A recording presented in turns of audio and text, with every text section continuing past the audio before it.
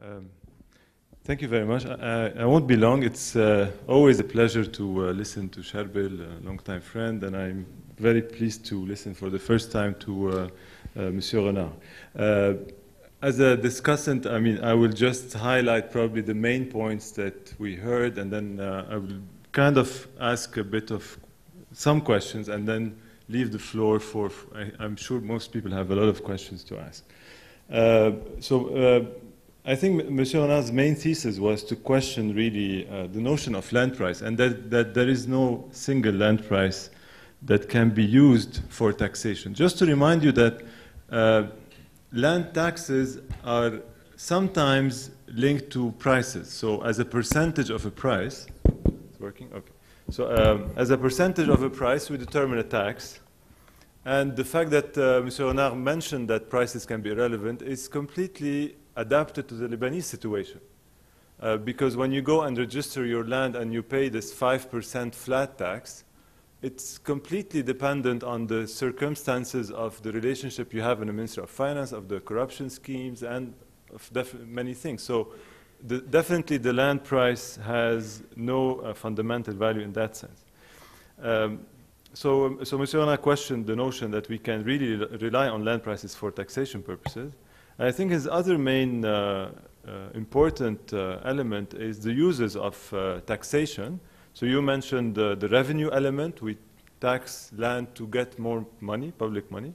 The redistribution element, taxing higher some lands to make sure that we have better prices in the market. And then the incentive scheme, some taxes can be reduced for you to build more green areas or for different land allocations. I think these are the main, of course there are several other points, but these are the main points. So on these points, I have to kind of ask you about where do you stand on the positive perspective, not just the normative perspective. So when we say the uses of taxation is only these three, I can think also of land tax being used in a more positive, that is, political framework. And we can see this also in the case of Lebanon. It's not by mistake that we pay a flat tax on real estate. It's not by mistake that we don't have any capital gains tax on real estate and that the system is so lax. I think this is a result of a deliberate policy that is subject to group interest. And in many other countries, land taxes are not only decided by benevolent governments, they are the result of a social struggle that ultimately leads to the tax we have. The example of the European agriculture policy is clear in terms of the lobby pushing for the reverse of a land tax, which is a land subsidy in their case. My other comment, and also as a question, true that land prices have a difficulty in being, calculated, but we have also to remember that land is an asset. And according to dynamic asset pricing, it is a complex asset. You buy a land for bequest value for your kids and generations. You buy land for speculation. You buy land for converting a cash account into an asset account. And in terms of there are many theories, especially asset pricing theory, that would actually try to link that price to a certain dynamic behavior of people. And also here the case of Lebanon is in point. True, there is capital inflows effect, but many Lebanese buy land in terms of a dynamic decision. In terms of facing uncertainty decision, they accumulate stock in terms of land to deal with that. So I'd like also to hear your opinion about this. Quickly moving on to Charbel's several points. I mean, Charbel's presentations always contain many important aspects, so I'll try to summarize the main points. So I think Charbel first highlighted, and I think this is very important, the fact that most land in Lebanon is constructible. Unlike other countries where you have more land use limitations, in Lebanon there are no limitations, so we are starting by a deficiency, in a public deficiency.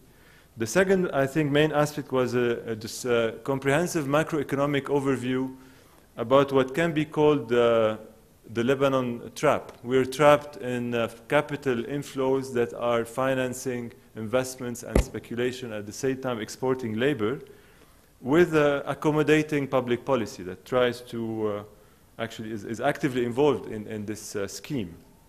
And Charbel showed that it is really capital inflows that finance the real estate bubble and not the actual fundamental demands of the market in terms of the housing units, in terms of the population growth and other fundamentals.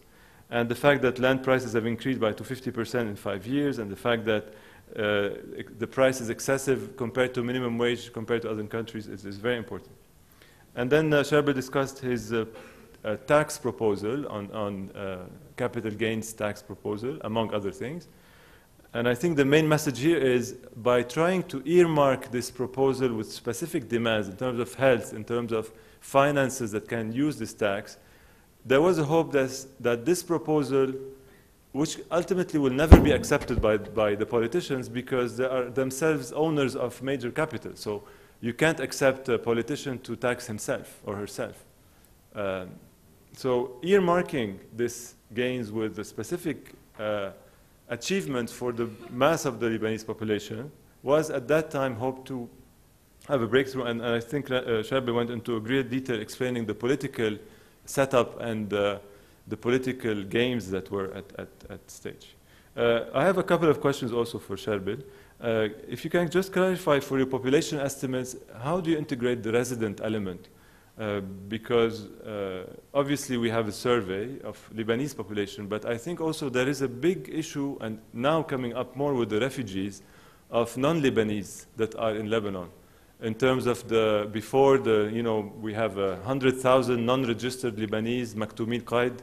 We have a lot of people who have the Palestinian population, we have the foreign labor population, who live in informal areas. And I think, and the planning experts will correct me if I'm wrong, when you have a lot of non-Lebanese residents who are in an informal setup, this will ultimately also put pressure on the formal markets and put a pressure on the housing prices per se. So I'd like your opinion on that. Also related to this is, I agree with the story of capital inflows, but I think you should always qualify it with the segregation of the Lebanese market. I did a very quick study some years ago on the impact of sectarianism on real estate prices, on apartment prices. And this is, we find this in the US and everywhere. When you have a divided population along some lines, ethnic, sectarian, people want to stay next to their kin. They want to live next to people that are like them. So you have a different demand on housing, depends on where you come from. Somebody who migrated and was from Ashrafiyya, they want to buy again in Ashrafiyya or in Hamra and other places. And the results back then showed that on top of the real estate bubble, there is a premium paid because people want to live next to their kin. And the fact that Lebanon is not only divided among Lebanese, non-Lebanese, but also among the Lebanese themselves, nobody wants to live somewhere else. They only want to live next to the area they like, maybe also putting pressure on prices. And my final question slash concern is the fact that maybe putting a bold move like capital gains tax, knowing that the politicians themselves are the ones profiting from this tax, is not setting the bar high enough. Because suppose we tax them, and they built all these buildings and I see the Bahru Lana and all of these very important initiatives that basically show you pictures of Beirut 20 years ago and now, and you can't even see the sea. I don't think we are at the point where taxing to get money to correct the system is feasible.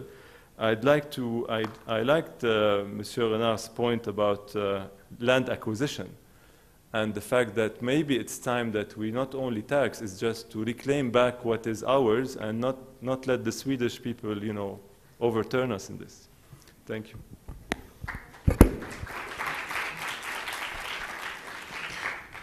Thank you, Jad, for, I think, I'm chairing, okay.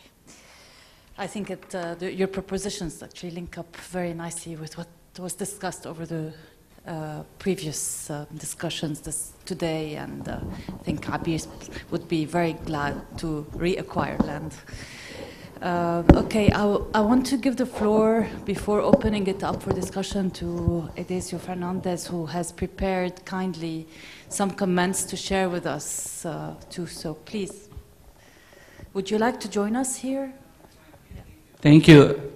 One of the many monas asked me to make a few comments on this discussion on property taxation in the context of Brazil, where this discussion is very much one of the key elements of the social political movement claiming for urban reform in Brazil. More than ever, people have been asking who pays for urban development and how, and who benefits from urban development and how. The truth is that in Brazil, as elsewhere in Latin America, property taxation is still not significant. Most countries still rely on a tax system which is heavily based on indirect taxation, meaning that these are very regressive tax systems, penalizing the poor more than the other socioeconomic groups, basically taxes on services and other processes.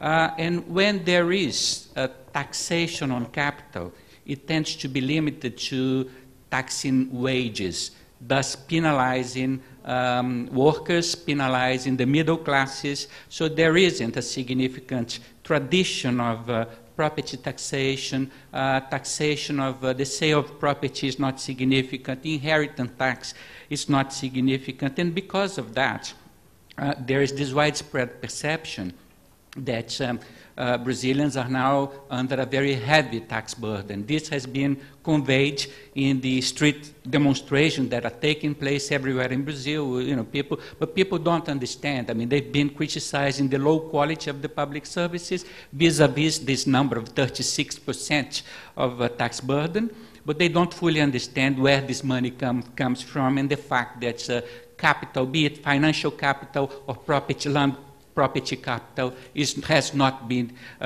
properly taxed in the country. And the property taxation, especially land taxation, is one of the few taxes that local governments have at their disposal in Brazil. But unfortunately, for political reasons, they still prefer not to exercise this possibility of taxing property because they're afraid of losing the next elections and all that. So they put themselves in this recurrent condition of depending either on loans, right, or on transfers from other governmental levels, thus compromising whatever aspiration of a municipal autonomy that they might have. And that in a context in which the land market has become even more globalized than ever. I mean, Brazil is now #1 on the international ranking of property appreciation.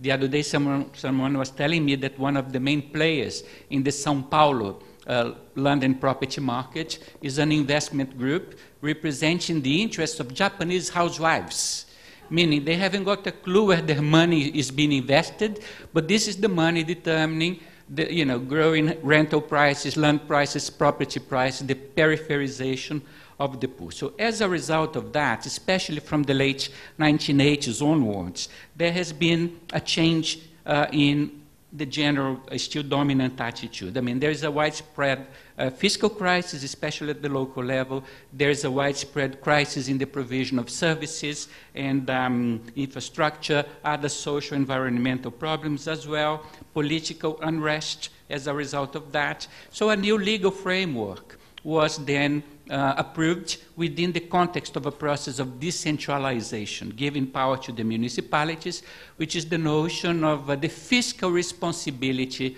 of local authorities, meaning that they are no longer free to contract loans or to depend so extensively on the transfer of resources from other governmental levels if they fail to make proper use of their own resources, their own sources of revenue, especially property taxation. So as a result of that, there is a growing movement towards the modernization of cadastral systems, valuation techniques and methodologies, capacity to act, how to implement, how to monitor, how to execute fiscal debts as well.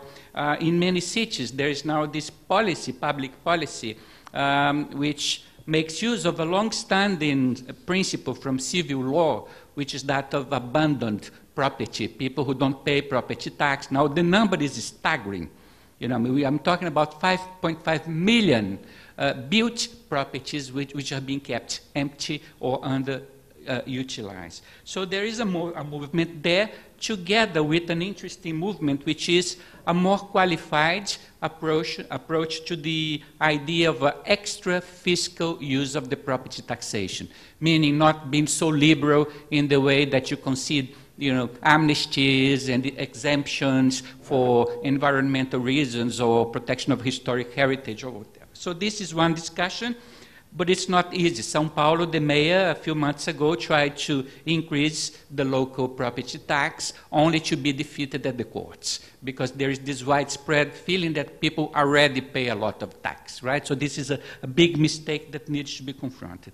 But also within the discussion on taxation, there is another tax which has not been used, which is betterment levies, which means this possibility of getting back for the government, for the community, the amount of property appreciation resulting from public works and public services.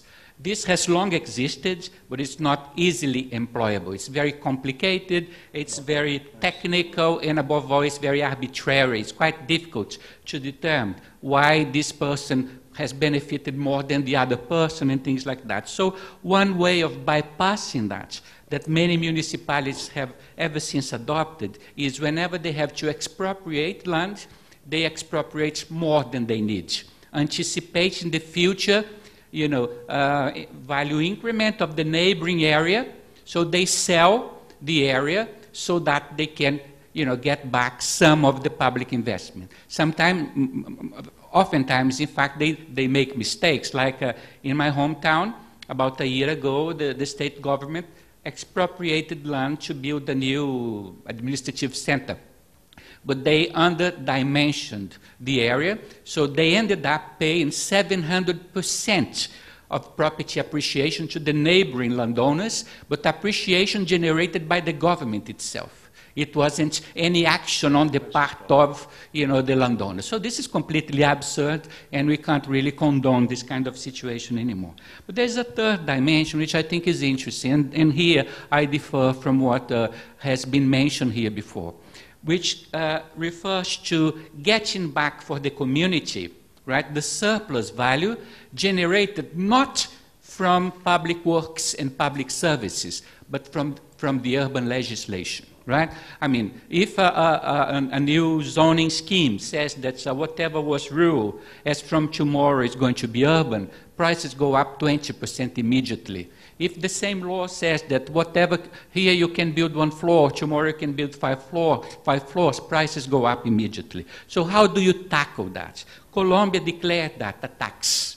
They call that a tax on surplus value. Brazil followed a completely different legal political approach. We don't think it's taxation, right? Because taxation always entails a form of confiscation, right? You're taking from someone something that belongs to someone.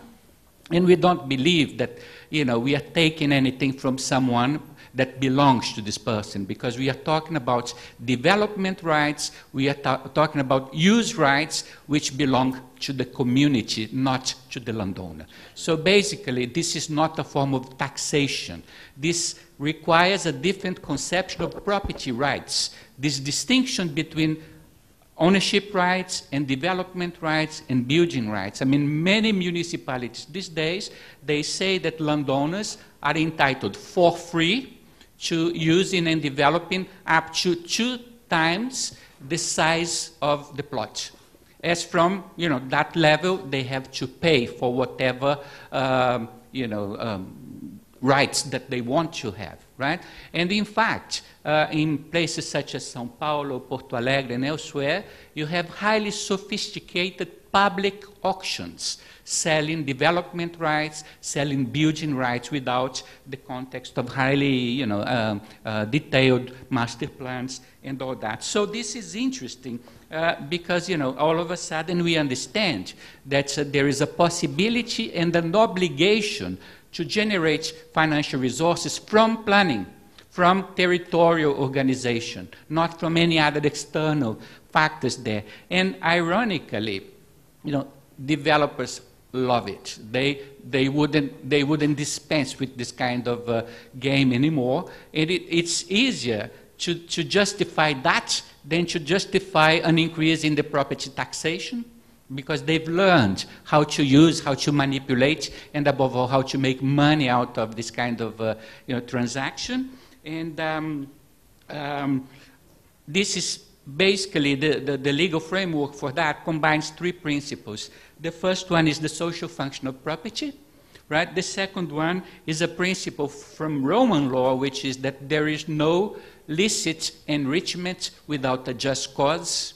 And the third one is that there should be a fair distribution of the costs and benefits of urban development. So the city statute organized these three principles, and they have allowed municipalities to start, capturing back for the community this gigantic surplus value. São Paulo last year alone generated over $300 million with the sale of development rights and building rights in São Paulo municipality alone. So the challenge there is no longer how to generate resources, it's how to make sure that these resources are not going to be used to promote further segregation, further peripherization, further gentrification, how to condition the use of these newly found resources to proposals of social spatial inclusion, right? And one final comment very quickly is that there's another dimension which is now becoming significant, which is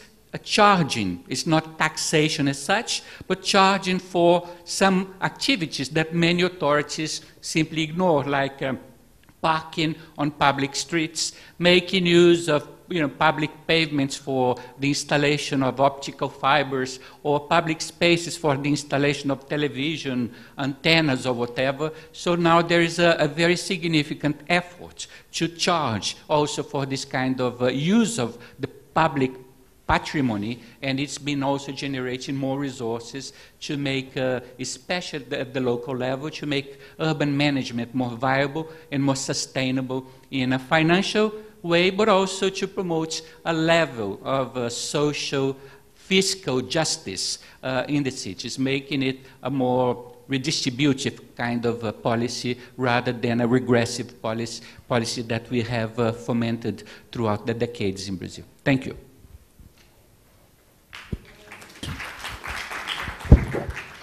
Thank you very much. A lot to deal with and comprehend, I would say. So before giving back the floor to the speakers, can I have a sense of who would like to ask?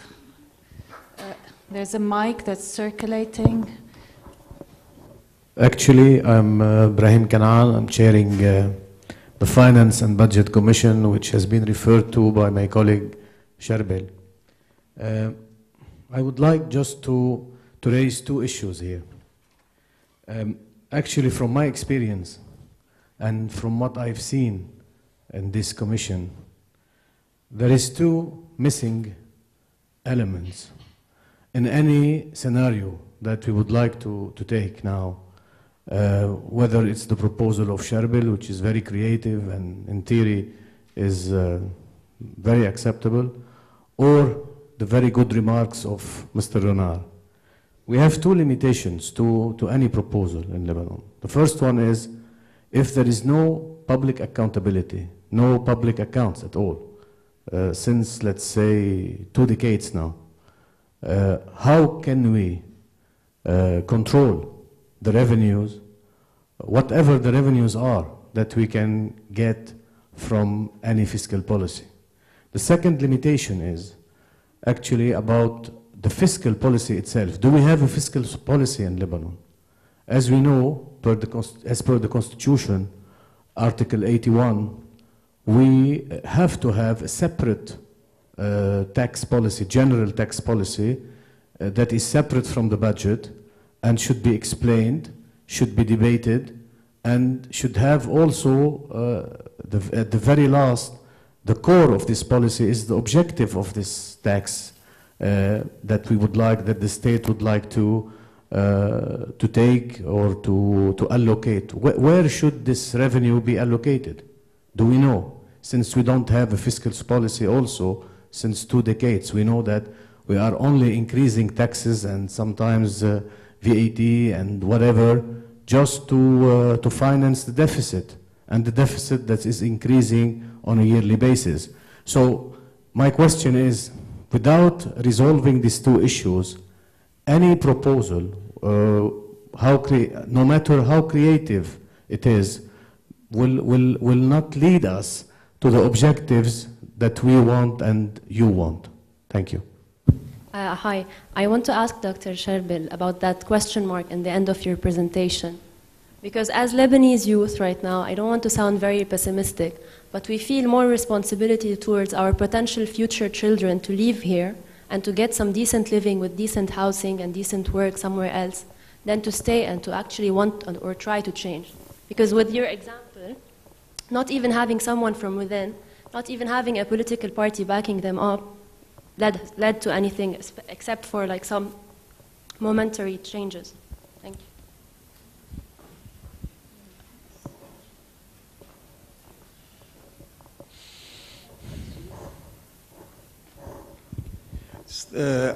Sorry, I would like to say that I had extreme difficulty following up the presentation of Charbel Nahas. And I was able to comprehend more or less what Mr. Renard said, but I was completely submerged by the presentation of Mr. Nahas. So my problem as a Lebanese citizen, okay, if I want to hear a politician talking with such a complex discourse, how can I comprehend the reality of a very complex situation? So I want to ask Mr. Nahas one point, is that whatever your proposal is, what is the feasibility of this proposal? Do you think about the feasibility of your proposals before coming up with such a sophisticated discourse or presentation? Okay, because at the end we can come up with, brilliant presentations, brilliant theoretical constructs. Then at the end, when they don't work, we start being frustrated. And this has been going so long. So I wanted to just say this.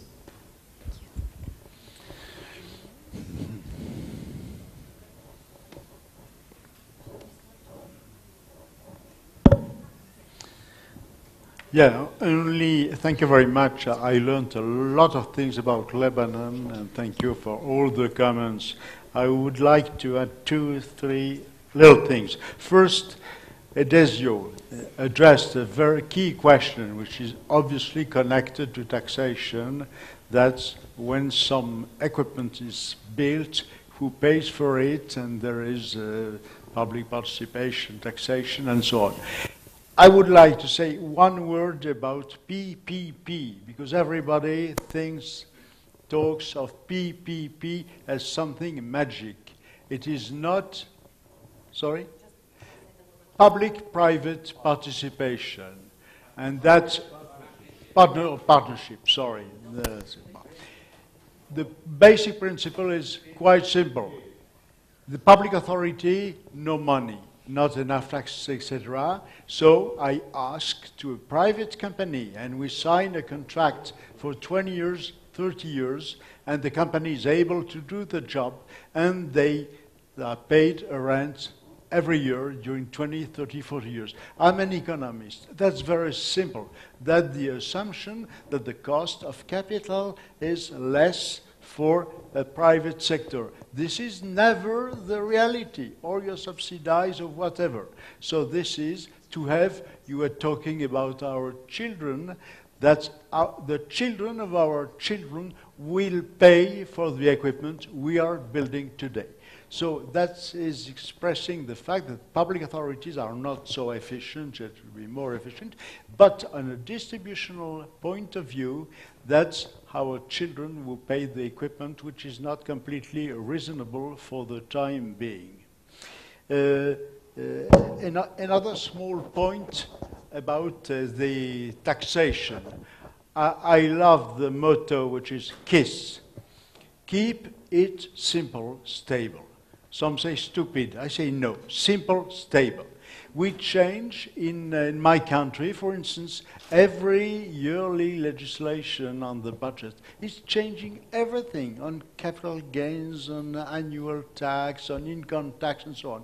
So it's completely unstable, which makes it impossible to do a good assessment on the future, or let's say 2 years, 5 years, could be more ambitious. So this question of keep it simple, stable is really obsessional in very many countries. I don't know the case of Lebanon.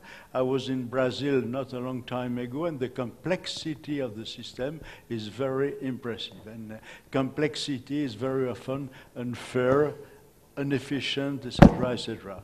So sorry for a similar thing. About the bubble, only one small comment. I spent 1 year in Japan at the time of the land bubble. You know that a bubble is a bubble some years after. When the bubble is developing, everybody is in fact very happy. And I remember the comments in 2007 about the subprime in the United States. Every household was buying a second home, etc. Enthusiasm. Builders were building, poor people remained poor or more than others, but globally the economics were excellent. And even the big boss of the Federal Bank, Alan Greenspan, declared one day, we go to the catastrophe. I don't remember the expression, but it was something like catastrophe. And 2 years later, the Dow Jones had gained some 10% more, 20% more. The president said, well, shut up, everything is quite good. And then 2008 arrived. The bubble, you know that afterwards. But to say it, as I said an economist in 2006, nobody listens.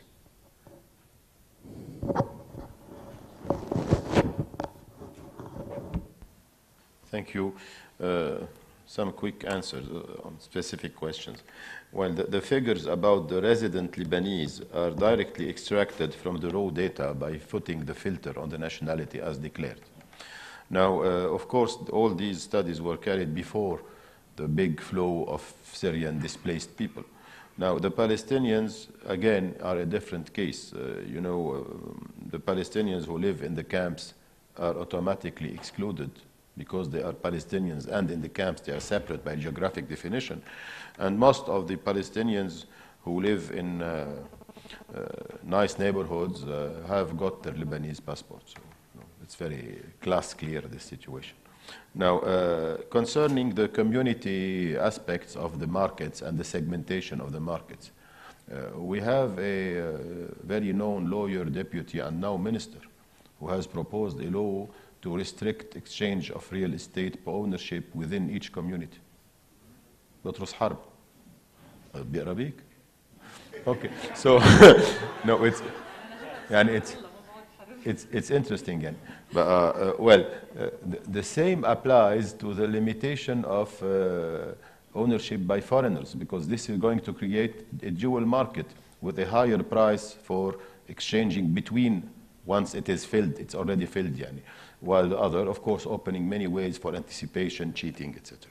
Now, about land acquisition that you mentioned, yes, we have an exact reverse case. That is the case of Solidaire, where the state gave its land, whether the reclaimed or the already existing lands, or the 25% that come, as in Brazil, through the betterment, etc., at $1,000 the square meter, in exchange for realizing the civil works. And now, this same place, the price per meter is either between 20 and 30 times more.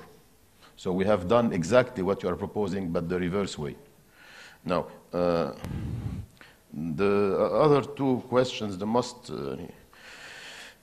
pressing one is what could be done, the point of the interrogation point. Well, for Robert, well, I tried to explicit the point as far as I could, but you could sell also the story in a different way. Maybe the objective of being in public activity and in the government and fighting those fights was mainly to have a good story to tell you in this afternoon. So you can take it like that. Now, to go back to the point what could be done. There are very specific points, and actually I have been back to teaching this year after more than 25 years of interruption, just for one major reason, to see if it is possible to mobilize the youth in this country. Because the most severe deception along all I have been telling you is that very few people were mobilized, in spite of the extreme importance of the stakes, giving the impression that we are fighting the battle too late. And this is a very, very hard feeling. For instance, you are now either students or teacher.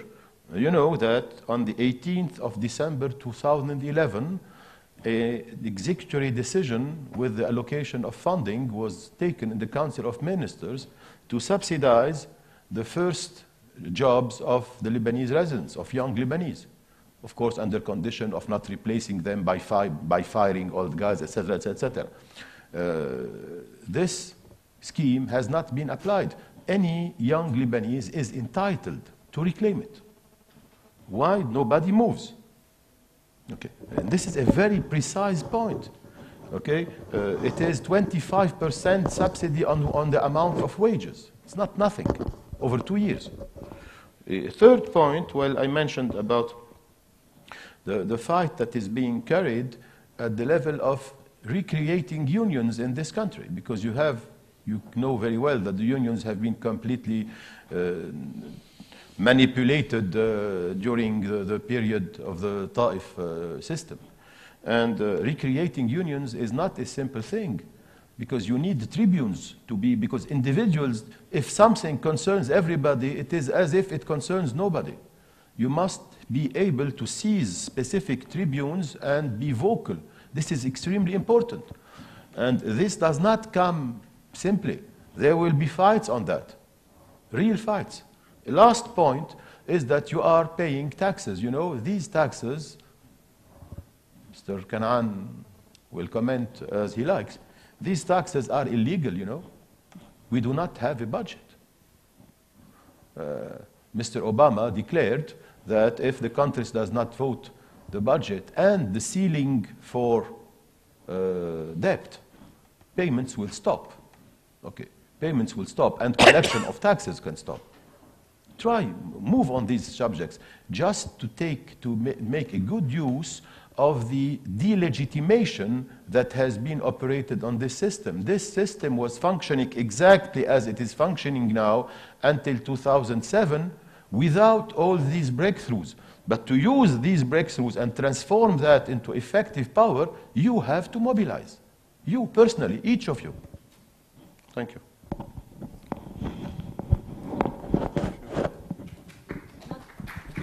Thank you. But I think we have some time for another round of questions, so please go ahead. Okay, thank you. I wanted to ask Charbel if you could clarify for me, and I apologize for my ignorance on Lebanese fiscal and monetary policy, but you briefly mentioned monetary policy, and I wonder if you could help me understand the difficulty on reforming sort of fiscal reform in the context of current monetary policy, because it strikes me that given the circumstances you outlined, real estate speculation and investment will continue as long as monetary policy continues a flow of money in, right? So if I'm not familiar with monetary policy in Lebanon, how this plays out. So if there's a central bank that's really creating an atmosphere for investment, and the best, and perhaps as you describe it, only investment there is real estate, then fiscal reform strikes me as impossible given those circumstances. So maybe you can help me better understand what the issues are on monetary policy and what that means for any possibility for fiscal reform.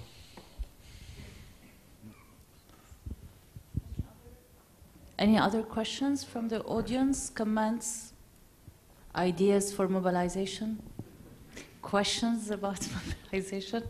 If not, I think I'd like to go back to that actually, just to ask Charbel to give us ideas about tools to mobilize, because it's, I think frustration is a motor, yes, but practicalities and tools, that would be good maybe to hear from people who are asking the questions. And Monsieur Renard as well.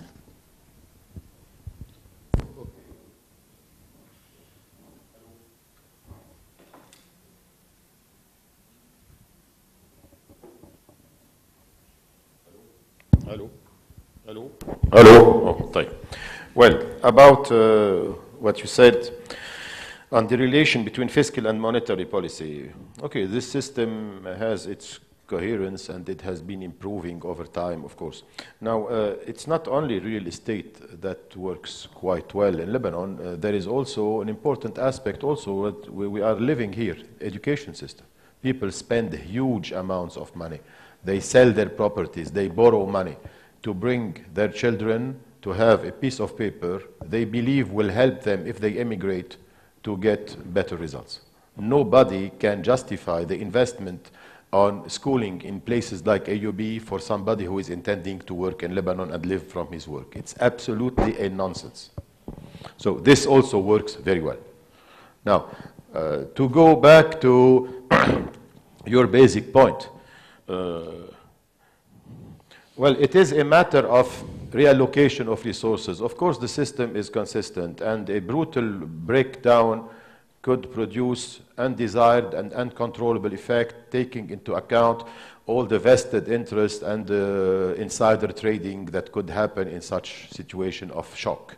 This is why I felt that taking profit of an exceptional opportunity of a bulge of financing would be a very precious situation not to lose. And this has probably pushed towards accelerate the process that I told you about, because it was clear that this window of opportunity, I don't like the word, but it's useful, was really very rare and will not going to last, not only at the economic and financial level, but also at the political level.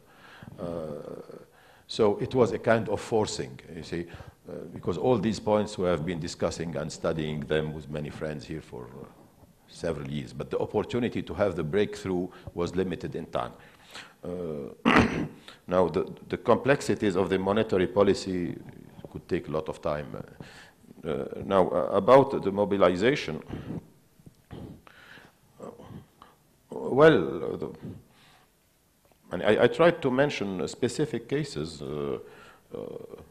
The first subsidies for the first job of young people is something over which people, students, since we are in university, should mobilize. An active defense of the emergence of a real union movement in this country to let people not feel they have no choice between either to go out of the country or sell their allegiance to some qaids here and there because they cannot defend themselves without him. This is an absolutely crucial point. This applies both in the public sector and administration. Something major is taking place. For the first time in the history of this country, there has been a strike of 1 month and more in all the public administration. The creation of the Union of Public Administration Servants have taken place 1 week ago, based on the general principles of the Constitution and international agreements, while the specific law still forbids that. This is going to be a major fight. You are invited, if you believe this is important, to mobilize. And the third point is, of course, in the private sector you have many cases, of course the emblematic one because of the insolence of this British guy is the case of Spinis. Now, and the third point, in my view, that should be of interest, I don't know, maybe too old to understand things, but is all what is linked to freedoms, and mainly the role of the judiciary system in defending freedom and not act as a channel for coercion, as it acts effectively now, and you have several cases that are absolutely flagrant. Respond not exactly, but add 2 points. I think that we are, to some extent, at least in Western Europe, addict to growth and inflation. And the change will be very painful. It has begun. I take an example. We have a project of a magnificent metro around Paris. The cost is about 30 billion euros. 30 billion euros. And the hope is that betterment, huge capital gains on land and property along this train of 200 kilometers will allow to pay the equipment. The last inquiry published 1 month ago, prices are going down along the project of this train. The reflex of growth of prices along any equipment, that's over. That's over. And population is now going away far from Paris, etc., etc. We have to take into account this thorough change. This can be seen also in some cities in England, Germany, and we are entering a period of deflation and not of inflation. And the risk is that that everybody has invested with hopes of capital gains everywhere, but I'm afraid that in a lot of situations, capital gains will be zero or less than zero if possible. And at least in France, I suppose it would not be terrific. And moreover, in France now, the Prime Minister announced a very thorough reform of local taxation. Result was immediate. For those who speak French, we have 200 niches fiscales, and in every niche fiscale there is a very severe dog hidden in the niche fiscale. And the reform is abandoned, and what I fear, that local taxation, I think, especially property tax, should remain a very important tool. It is local, it's possible to do a lot of things with it, abandoned because too complicated. Instead, value-added tax traditional, which is the most unjust taxation system. Happily, Europe is protecting us, doing too much in this sense. Europe can be useful in many respects.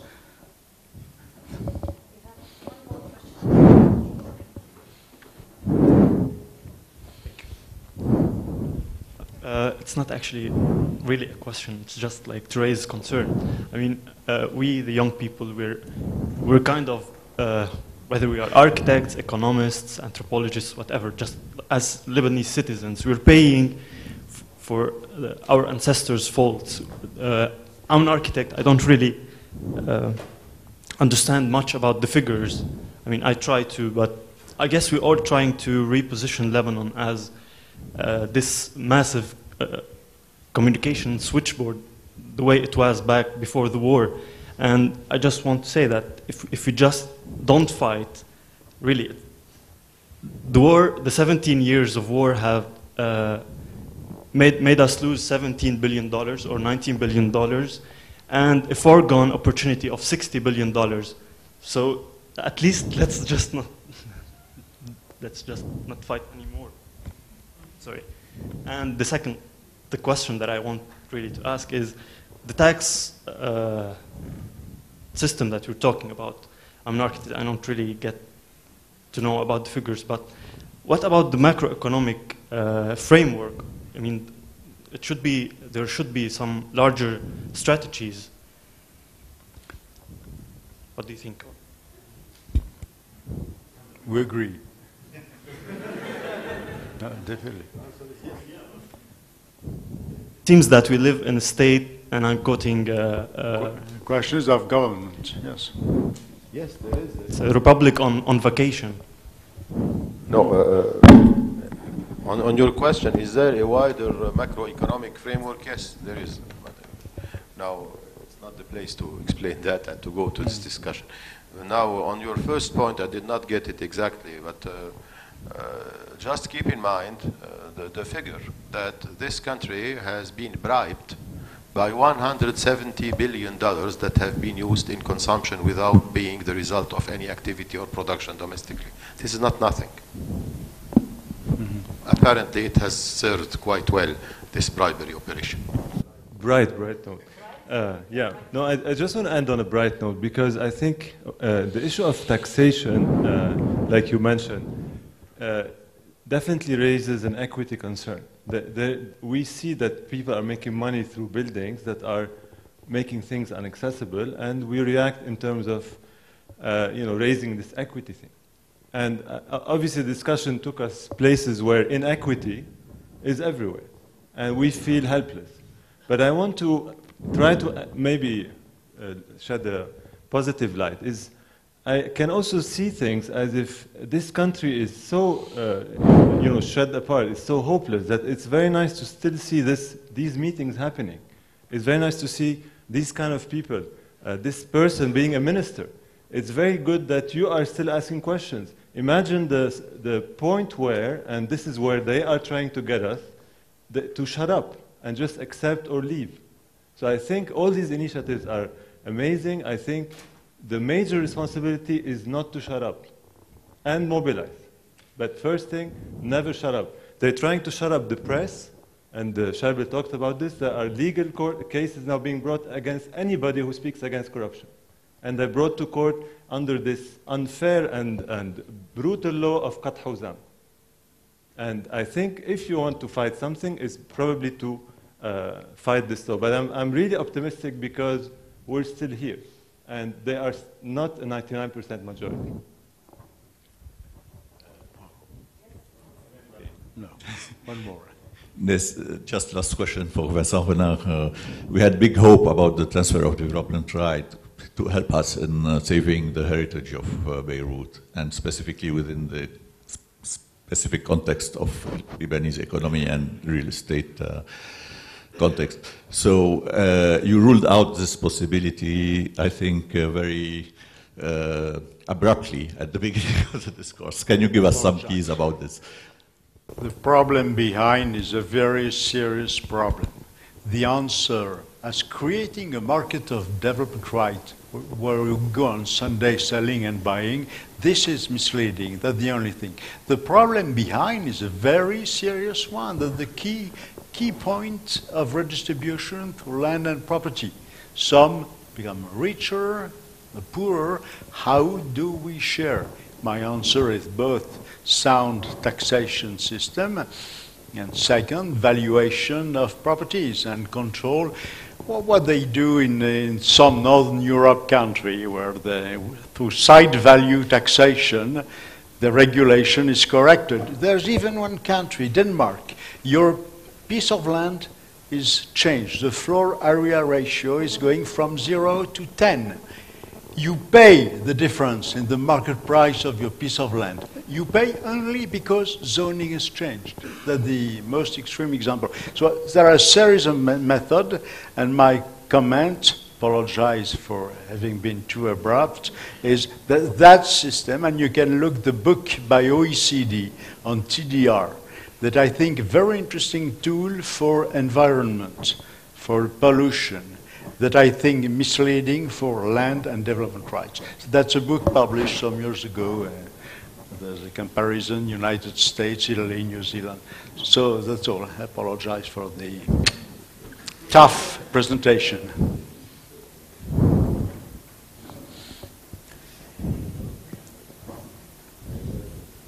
Adding a lot on this very important subject of transferability of building rights, but just take into account the fact that in Lebanon every land is constructible. So this could introduce the reverse effects. Whenever you try to say that this region has to be protected as natural, agricultural, etc., you will have people asking to be compensated the other way around. So it is extremely tricky, and we had very intense debates in the Council of Ministers with the Prime Minister and the President of the Republic on that specific point, saying that the state should compensate if any region is considered as being to be protected as natural or even, very... مشان هيك taxation. Okay, just trying to link this back a little bit to planning and to the topic of city debates. I would say that the session today tried to show that there are a multitude of possibilities to try to regulate property through planning, and this is, I think, one sample of it by looking at fiscality and planning. And I think we're a little bit beyond time, so I'll give the floor to the co-organizer of City Debates, Nada Mumtaz, to do the final closing. Thank you very much for your attention. For the speakers as well, a round of applause and thanks for...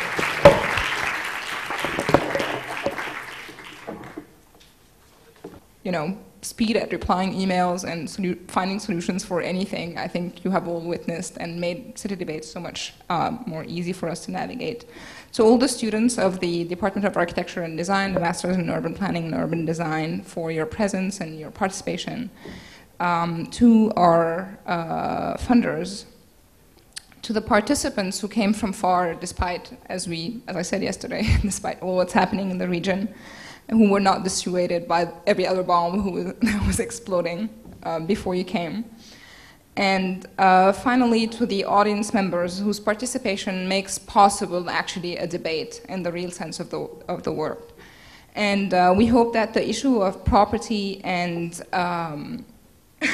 and the spark ignited by that last discussion could be productive of mobilization as well as some ideas. And we hope to see you next year in the upcoming city debates. And in the meantime, you can look for pictures and videos of that debate on Facebook and on our webpage in around 10 days. Thank you so much for making such an exciting event.